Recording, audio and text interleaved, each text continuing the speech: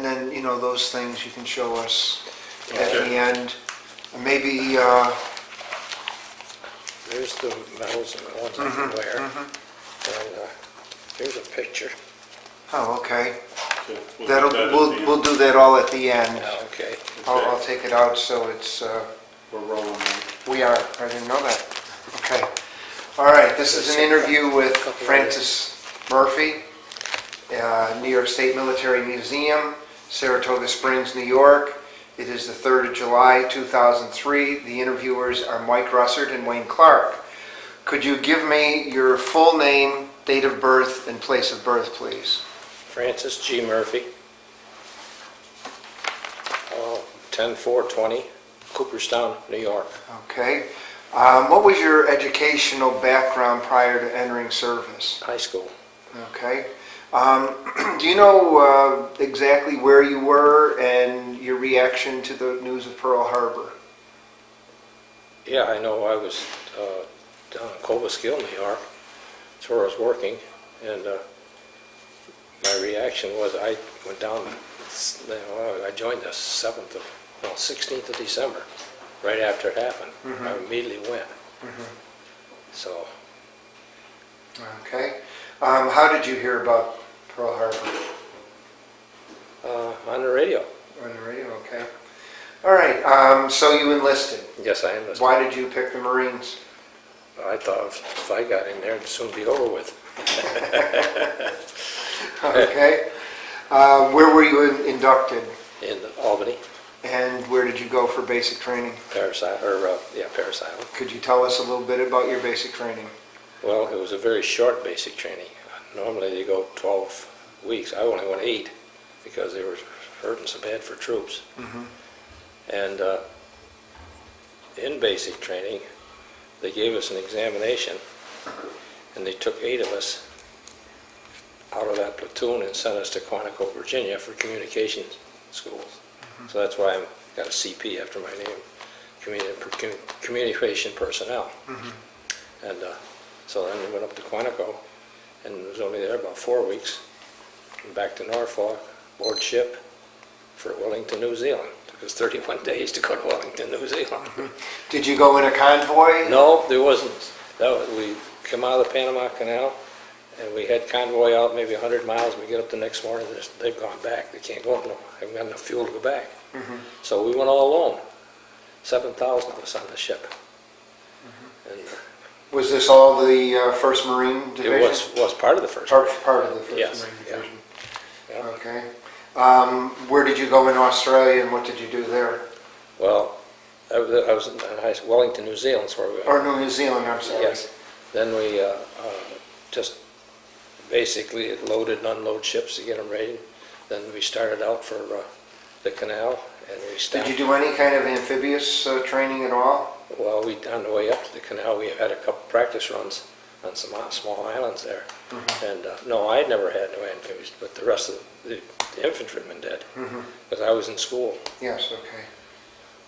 So could you tell us about the landing?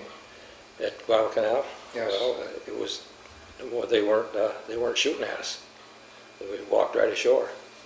And, Now, what kind of boats did you that's have? the old Higgins boats. Now, You you roll had over the- the side. You went over the side. Right. I remember when we took me to Britain, I had a 90-pound drum of wire that I had to get ashore. And I jumped off that thing and down I went to the bottom of the ocean. I knew I had to bring that drum of wire up, so I got it up and got it ashore, but that was a task. Wow. Because we needed that. So in Guadalcanal, there was no opposition to your landing? Not at the landing, no. Then they got regrouped, and then we walked right in and took the airfield and used all their equipment. They were building the airfield. It wasn't complete when we got there. And Now, as a radio communications person, what was your job when you got ashore? get set up communications for telephones and switchboards and that. Remember, we had to dig holes and get the switchboard down in, all that stuff. Okay. When did you receive your first opposition? 62 years ago. Yeah, Uh, that's okay. I didn't, I went into Talasea, Mhm. and then we was only there just a few days, and then we came back over the canal. We went over to Talasea to help them out. That was just a small island, and Did you witness any of the naval battles? oh yes, yes, Could yes. you describe some of them? Well, that's what going up this pole was for. See, the British who had control of the canal, they Leverman brothers had all the palm trees there for their Lever Brothers soap, and they put up this 2 telephone poles, and then they put an O in between at the top, and so that's why. And then we used to climb the poles and just watch the naval gunfire going on because it was terrific. And then on the citation, we were up there, and that's when one of the big battles was, and we were firing the artillery, and we'd never had any artillery training as far as or guiding the guns, so we just radio back or telephone back down to an officer at the bottom, and he'd tell up 1, up 10. So you acted as a forward observer? Yes, that's what I was doing. Well, that's what they did. Even on the ground, we always went with the 5th Marines when they were in an infantry battle, and then we'd radio back for fire. Okay.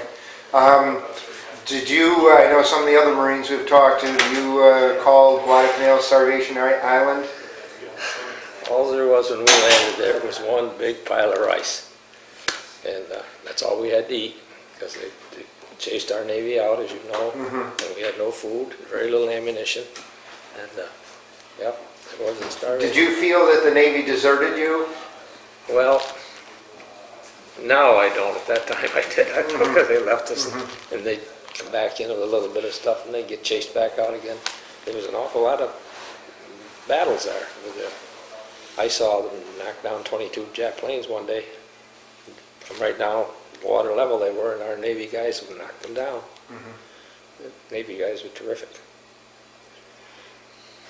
How long were you on Guadalcanal? Well, I think I went on it December the 7th, 1942, and I got off December 42. Did you have any problems with tropical diseases? Oh yeah, yes, I had malaria 5 times. I've had it once since I got out, and then they took my pension away from me. They gave me a 10% disability pension, and as soon as I don't have it anymore, they took that away from me. Do you still suffer from that at all? No. The first time I had it is when I got out, and my wife covered me with blankets to keep me warm. But, no, I had no repercussions on that. Okay, were you involved in any of the major land actions on Guadalcanal later on? Only we'd go up when the infantry went up and radio back or telephone back, and but we smartened up in a hurry because we laid the wires down and tanks come along and tore it up. So we still weren't smart enough. We put them up in the coconut trees, but we didn't compensate for the way coconut trees sway, and they'd snap those wires. And we have to go fix them again. We've soon learned that. So basically, it was on-the-job training. Right. Okay. Did you have any problems with the equipment, the radios at all, outside of the lines? No. It was very obsolete in today's. I got a grandson that just came back from Baghdad, and he was riding one of those hover tanks. They were going 60, 70 miles an hour right up through Iran, and some different than when we were there. Yes. Yeah. He's in the 1st Marine Division too, down there. Okay. What was your overall reaction to being on Guadalcanal? Just the place they sent us, I guess. I don't know. It was the first offensive in the South Pacific, and we were aware of nothing. Did you run into any problems with snipers? Yes, the Japs would come down and cut our telephone lines. and they'd put a pin in them, and that shorted them out. So they'd send 4 infantrymen, 2 ahead of us and 2 behind us, and us, 2 of us fixing the lines. And we'd repair the lines, and that's part of your answer. And yeah, they'd either cut them or put pins in. The pins made it harder to find, because we had to cut them then to see which way the power was going and doing all that. So there's a lot of sabotage then. Oh yeah. When you left Guadalcanal, where did you go next? I went to Brisbane, Brisbane, Australia. And how long were you there? About 3 weeks. How did you get along with the people in New Zealand and Australia? Great, Did you have... great. We had money, and their guys didn't. We didn't get paid for 6 months. Then they gave us all the ones in English money, so a pound was $3. We spent them like dollar bills.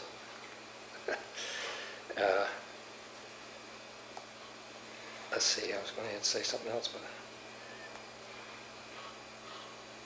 yeah, we were only in Brisbane because I'll tell you, the reason they moved us from Brisbane to Melbourne because it was hotter there than it was on the canal. And even though the canal's only 8 degrees off the equator, and so we guys would get more malaria there than they were breaking out than they were on the canal. So they moved us to Melbourne, a cooler climate. Okay, so next you went to Cape Glouster. Yeah, went up New Guinea. We just stopped off there, and then went to New Britain. Yeah, Cape Glouster. Could you describe what you did there? Well, there was the first time we've been fired on while we're landing. Did you still use the Higgins boats when you went over the side? Yeah. They didn't change much. Now you said you had that wire with you when you went over the side. Was the boat must have been out a little ways then? Oh yeah. At that time, sometimes you run right up on the coral, and the next time you don't. And he was kind of hung up, and they said, "Get out," and away we went.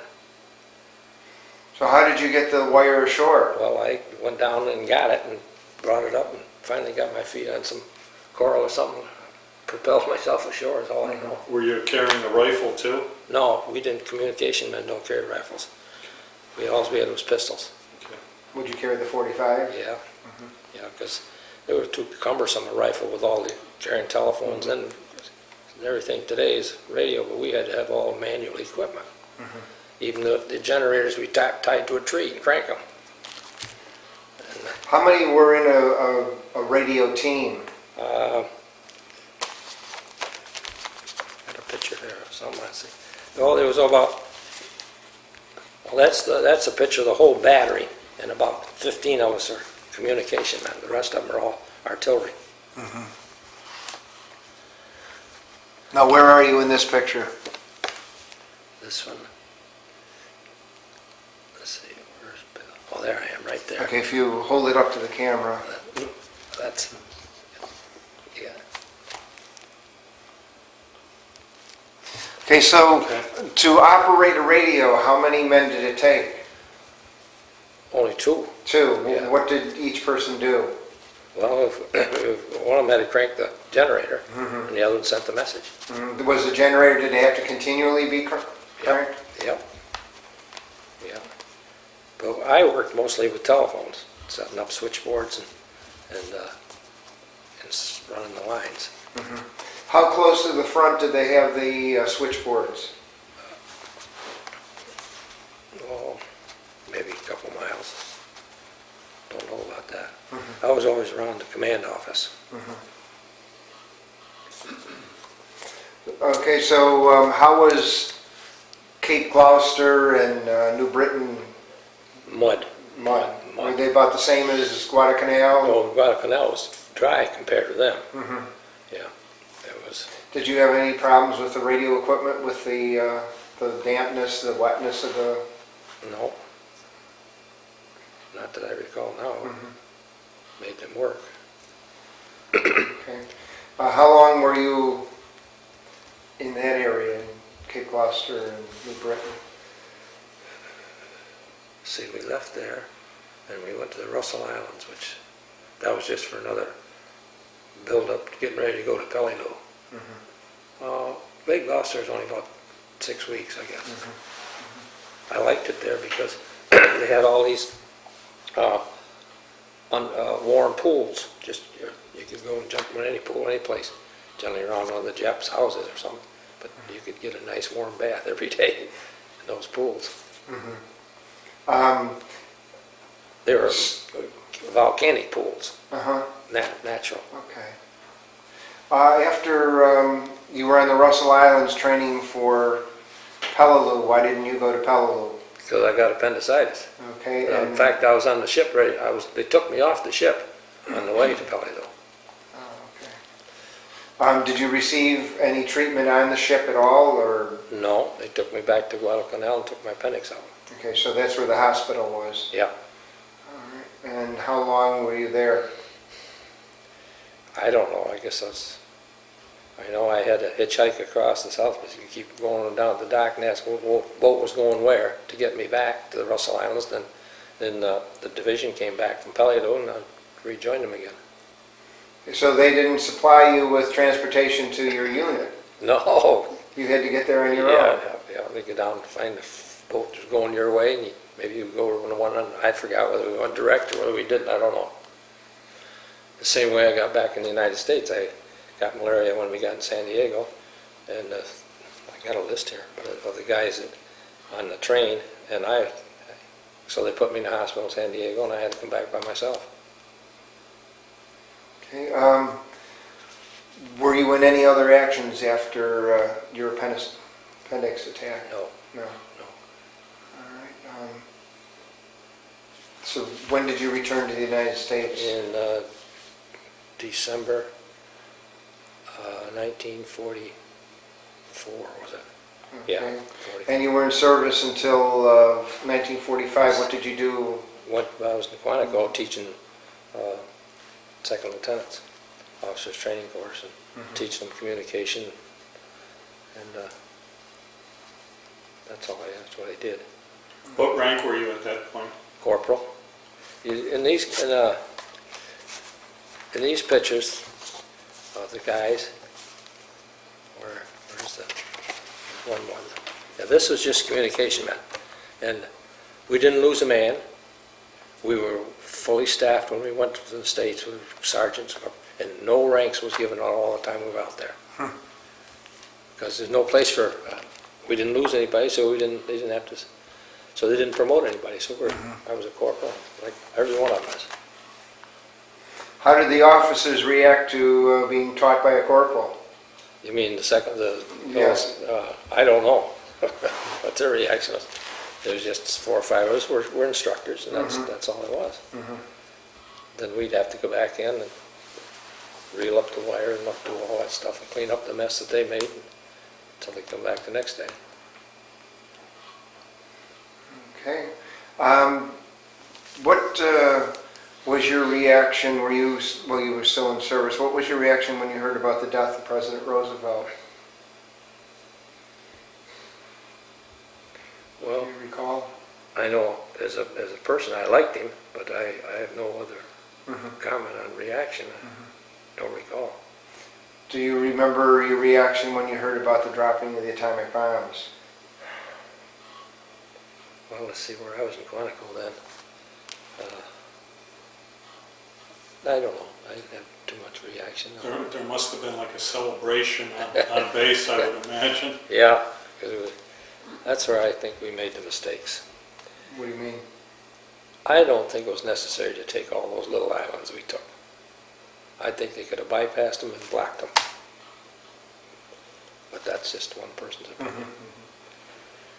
Because look at Iwo Jima, it isn't as big as California.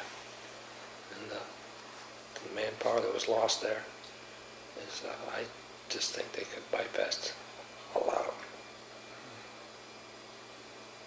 Okay. But I'm not a military man either. So. Well, you have your right to your opinion. Yeah. How do you think, when you left service, did you use the GI Bill? Yes, to learn to fly. And I threw that out. I had my license in here. But yeah, I learned to fly in the GI Bill. Did you get a commercial license? No, I just recreation. There was you had to tell them I was supposed to go going to be commercial, but he kept going until the money ran out. And I used to fly my wife and the kids across the state, leave them on the weekend. Did you ever use the 5220 club? No, You never did? no, this was out in Northport, New York, was right. No, I never used that. Okay. Did you ever get to see any USO shows? Oh, yeah. Well, I don't know if this I just threw this in for an interest. Where is that? This is what was in the movies in Guadalcanal back in 1945. Oh, well, let's make a copy of that. Do you want to just read off some of the, Okay, let's see. The Man Who Walked Alone, Earl Carroll Vanities, twice. Salty O'Rourke with Alan Ladd. I never heard of it. So there were Crime Doctor's Courage, A Royal Scandal with Tallulah Bankhead, High Powered, Billy Rose's Diamond Horseshoe with Betty Grable, It's a Pleasure with Sonia Henney, and Molly and Me with Tracy Fields. doesn't sound like they were first run movies. I found that in the stuff that I would I... like to copy that. Okay. and, Okay, how do you think your time in the service changed or affected your life? I don't know. I came back. I came out of the service and I went right back doing what I was doing before, and it didn't change me too much. So we got married then, and we had children.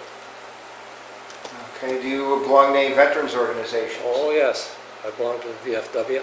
I belong to American Legion, and the VFW is the 107th largest one in the United States. We got over 1,000 members. I live in Hope Sound, Florida. And we got over 1,000 members. Wow. And it's something going every night. Wednesday nights, pizza and live music. Saturday nights, dinners and live music. And it's just fun to be there. Yeah. Did you ever stay in contact with anyone you served with? Well, this guy, Bill Martin, he's in the list. He lives here in Saranac now. Yeah, there he is. He worked for Niagara Mohawk. Yeah, the second one again. Do you ever have any reunions, go to any reunions? No. We got, right now, in last month's Legion magazine, there's they had an article on these wannabes that want to promote themselves. Well, we got one. And he was the only thing they could find out was he was a lieutenant. He wasn't Korea, he maintains. But he made himself a lieutenant colonel. And we got pictures of him pinning the Medal of Honor on some person that was awarded the Medal of Honor. And he's so obnoxious. He gets in our meetings and he point of order. Everything's got to be point of order. And he was, so now they're kicking him out. That was. Well, could you tell us when this photograph was taken? Apparently after I'd come back, because I wasn't a corporal when I went over. Okay. Okay, got it. How about these? Well, this one here, I saw one that says taken in Australia. That's what that one there is. But this one probably was too, but it wasn't marked. Okay. That's the same thing. Okay. Wow. There's the whole battalion.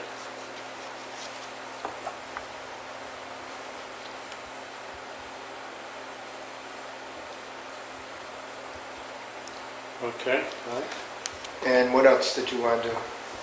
Any other things you wanted He's you got had to show us? some No, ribbons. except the medals that I was awarded to give, that I can wear. I just threw them in because I keep them. Let's see, where's that? There's that little piece of paper.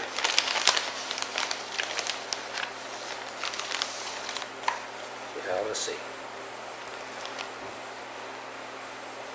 During his 31 months overseas, he participated in campaigns at Talasea, Guadalcanal Campaign, Glouster. He wears the Asiatic Pacific ribbon with 4 stars, the Presidential Unit Citation, and a personal citation from the Secretary of the Navy. That's in here. These things here, along with The one that you've got that, this one. No. Oh, your citation? Citation. Citations, oh, yeah, sir, that. yes. So that's, did I answer your question? Yes. Okay.